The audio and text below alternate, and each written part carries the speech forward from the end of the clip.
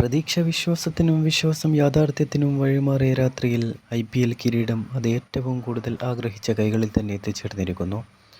ആഗ്രഹം സത്യമാണെങ്കിൽ, അതിനുവേണ്ടിയുള്ള പ്രയത്നം പരിശുദ്ധമാണെങ്കിൽ, അല്പം വൈകിയാലും കാലം കൈവിടില്ലെന്ന് റോയൽ ചലഞ്ചേഴ്സ് ബാംഗ്ലൂരുവും അവരുടെ എല്ലാമെല്ലാമായ വിരാട് കോഹ്ലിയും തെളിയിച്ചിരിക്കുന്നു.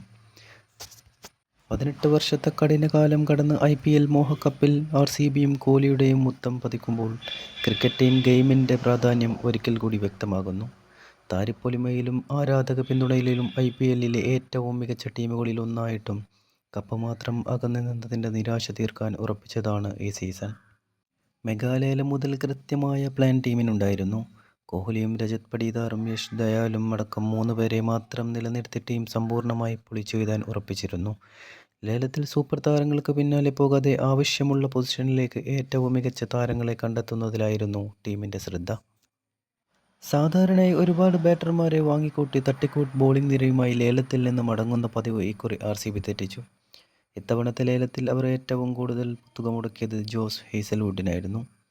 അതിൻ്റെ ഗുണം ടൂർണമെൻറ്റിൽ ഉടനീളം RCBക്ക് ലഭിച്ചു. ടീമിൻ്റെ സ്ട്രൈക്ക് ബൗളറായി മാറിയ ഹേസൽവുഡ് പല മത്സരങ്ങളിലും വിജയശില്പിയായി. ഹേസൽവുഡിന് കൂട്ടായി ഭുവനേശ്വർ കുമാർ കൂടി എത്തിച്ചതോടെ ടീമിൻ്റെ പേസ് ശക്തമായി.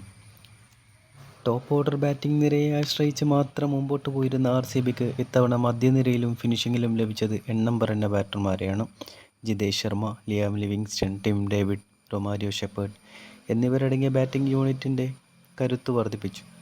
ഓപ്പണിംഗിൽ ഫിൽ സോൾട്ട് എത്തിയതോടെ പവർ പ്ലേയിൽ റൺ നിരക്കുയർത്താനും RCBക്ക് സാധിച്ചു. ഒന്നോ രണ്ടോ പേരെ മാത്രം ആശ്രയിച്ച് കപ്പ് നേടാൻ സാധിക്കില്ലെന്ന തിരിച്ചറിവാണ് ഈ സീസണിൽ RCBക്ക് വന്ന പ്രധാന മാറ്റം. ലീഗ് റൗണ്ടിലെ മത്സരങ്ങളിൽ 9 വ്യത്യസ്ത താരങ്ങളാണ് ഇത്തവണ RCBക്കായി പ്ലെയർ ഓഫ് ദ മാച്ച് പുരസ്കാരം നേടിയത്.